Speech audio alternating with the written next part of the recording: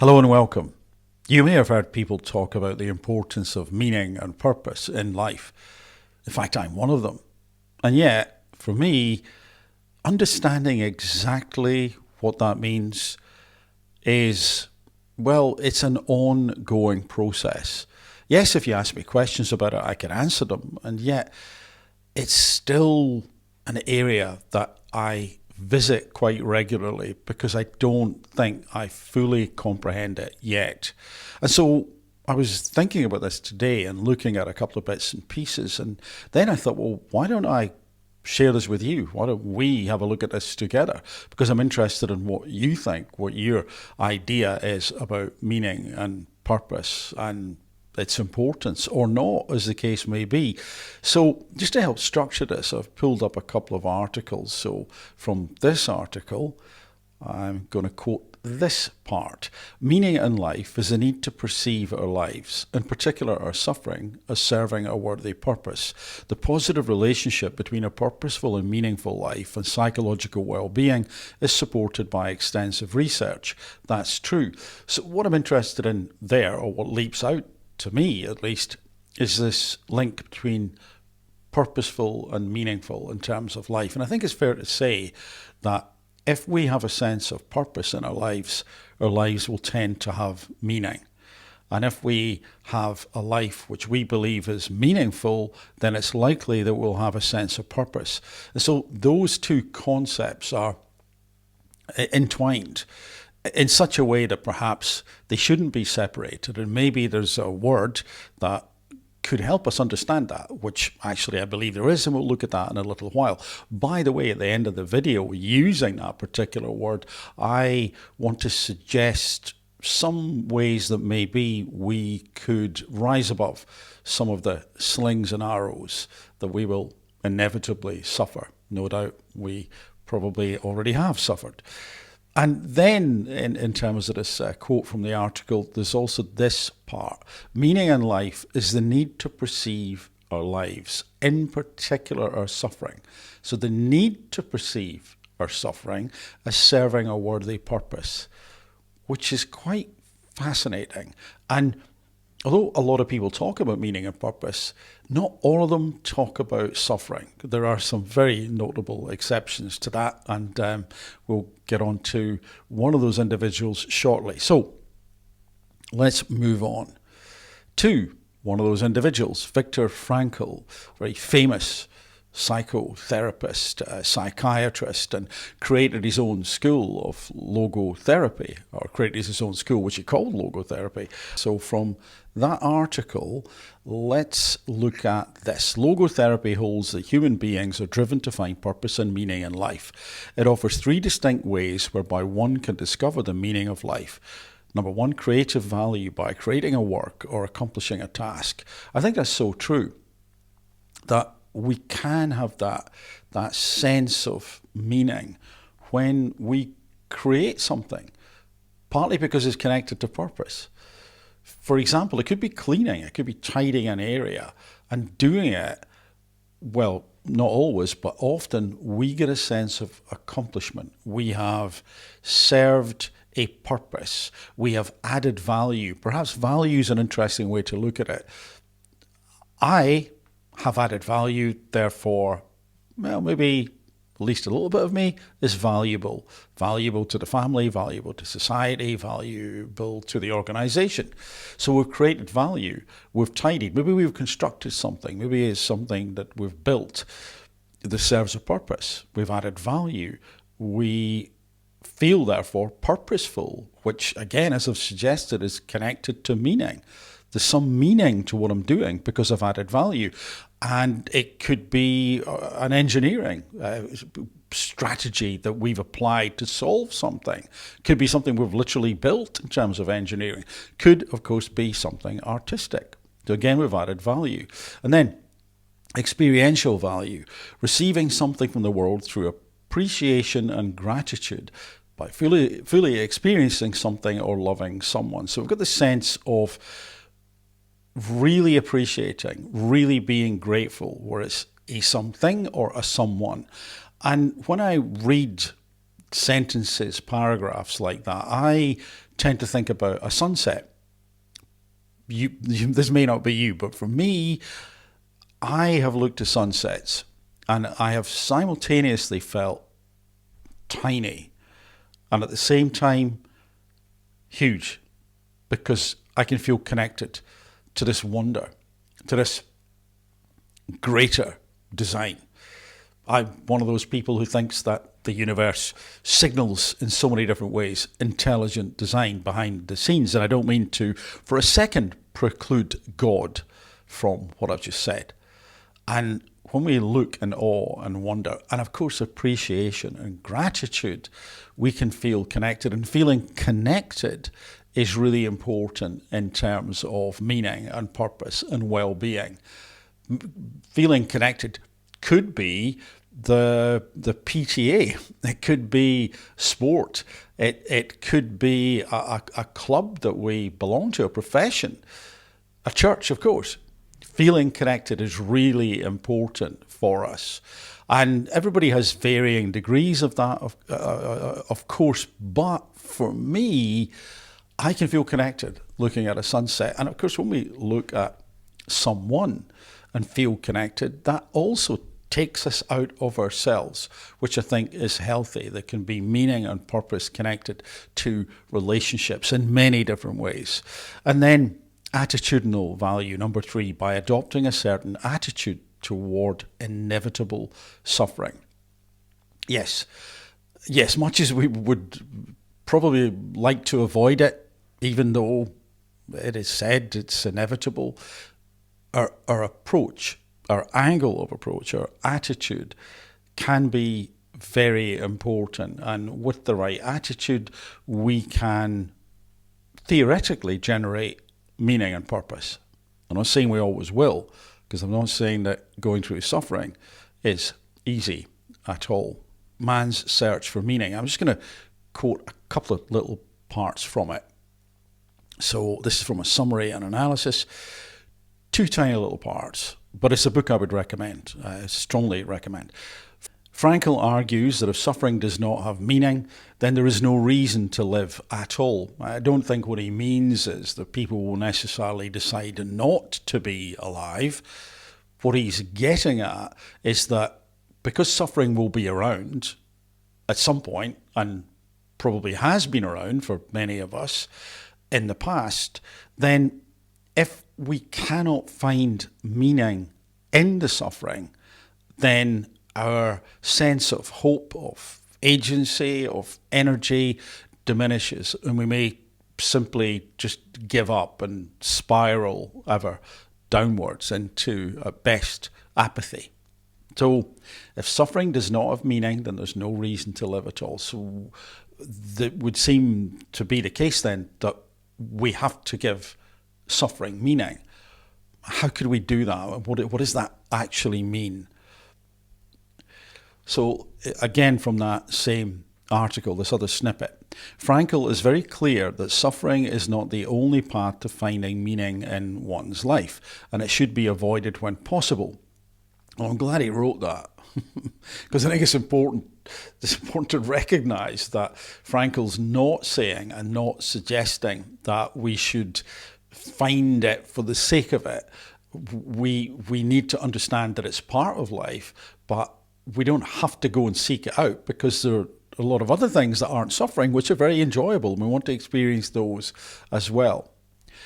Suffering, however, is inevitable, so everyone must come to terms with it at some point in his or her life, Frankl writes. Okay, fair enough. Well, let's then go to this article, bearing in mind that suffering requires meaning for us to, well, get through it with as little damage as possible. What makes life meaningful? Researchers who study meaning in life have broken the concept into 3 facets. Coherence, the feeling that life makes sense. That's really important, and that, this is sometimes called organizing idea. What's this all about? Why do these things happen? Can be found through things like faith and religion. It's not the only way, but having an organizing idea about life to make it make sense, or at least some sense, can be hugely beneficial to us psychologically. And then the article goes on. Purpose, having and working toward goals. So absolutely, if we're working towards goals, then, as I've suggested before, we probably have a sense of, well, that this life is meaningful. But then we actually get a separation here, because this word appears, and mattering, the sense that one's life has value and makes a difference. University of Sussex psychologist Vlad Kostin argues the last factor, mattering, may be the most crucial. And I think that is the word that we should be focusing on. It's certainly the word that I'm focusing on. Mattering. Does it matter? So we have coherence. What's it all about? We have purpose. I'm getting up and doing things. But if it didn't matter, that sense of purpose, then the sense of purpose would diminish. And certainly a feeling of meaning in our lives would diminish. And I would argue quite strongly that coherence, things making sense, would start to fall apart, because nothing ultimately could matter. Now, if nothing matters, then what sort of space and place are we in as an individual, society, organisation, country, etc.? And then we go on to this article, Existential Mattering, bringing attention to a neglected but central aspect of meaning. And you may never have heard of this word before until I was doing a little bit of reading relatively recently. I hadn't either. And yet, the more I think about it, the more I think it matters. See what I did there? Existential mattering is the degree to which individuals feel that their existence is of significance and value. To feel a sense of existential mattering is to feel that one's existence is important and relevant, that our existence itself is important and relevant. The sense of existential mattering is the result of a global evaluation regarding the value of one's existence, rather than simply an evaluation of oneself in specific domains of life, such as interpersonal relationships. So other domains could be sport, could be work, of course, but this is a global evaluation of us. Existential mattering refers to an evaluation of the worth of one's life when examining life from an existential or spiritual level. The idea that individuals need to feel that their lives and their existence are of importance and value is not a new concept. In fact, it is a basic assumption in existential psychology and the literature on meaning in life. How true. So mattering in terms of our existence, the idea that individuals need to feel that their lives and their existence are of importance and value, that they matter, that our lives, us being here, doing what it is we're doing, it matters. It's important. It makes a difference. So for most of us, that difference will be positive. We want to know that we're making a positive difference. Did I add value? Did I matter? Did I care enough about other people?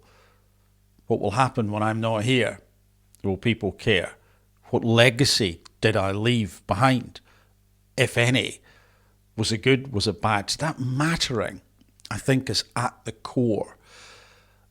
And for me, when I looked at that and came across that word, or those two words, in terms of existential mattering, I think it helped unlock meaning and purpose in a different way.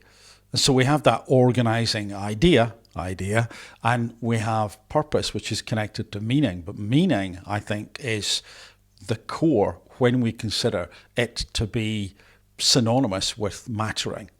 Does it matter? Do I matter? Have I mattered? And as we go about our business, I think it's important to align ourselves to those things that make that difference, that do matter. And again, in my opinion, that is connected to doing good. One could argue that we may have different opinions of what doing good is, But as long as we're not on the, let's say, evil end of the spectrum, most of us would probably agree overall. The detail may differ. And as I promised then, using this word, mattering, or existential mattering, how could we apply that to our daily lives? And I think it's to consider, does it matter? If someone says, hey, I don't agree with what you said, or they have a difference of opinion, or they have a go at us, does it matter? In the sense that if what we're focused on is making a difference, is doing good, is being connected to those things in our lives that matter, does this opinion, does this input, does this event, does this situation matter in the sense that it adds value to our ability to do good? Does it matter? Now, it doesn't mean to say that it might not be painful, because it could be. The feedback, the criticism may indeed need to be taken on board, because it's essential to us realigning or getting back on track or understanding how to be better at doing good. So that's one way to consider suffering. It's like, oh, that was painful, but this matters, so I'll take it on board. But if it's not helping us, and it's not giving us information that helps align or realign towards good rather than bad, then it doesn't matter.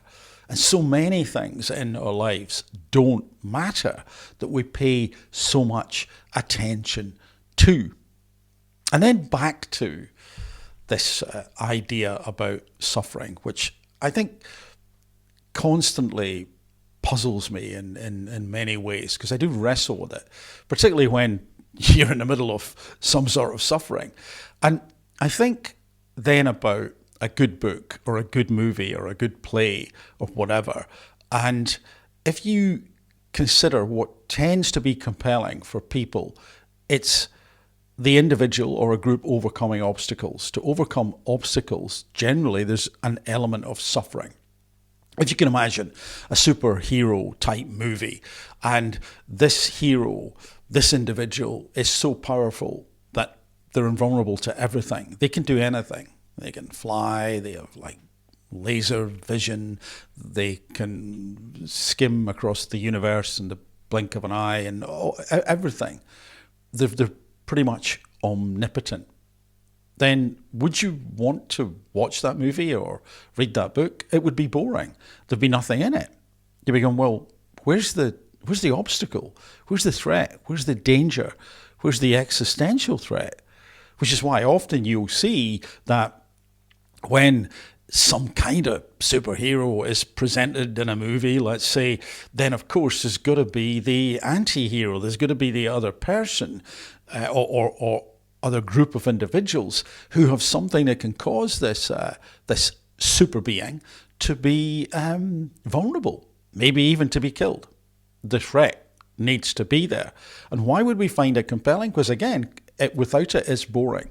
And maybe in the grand scheme of things, in this thing that we're connected to, when this was all put together, or if you prefer, just happened, but this analogy won't work if you go with that. So let's imagine at least that it was put together. There's intelligent design behind it. Then perhaps we were at some point part of that design.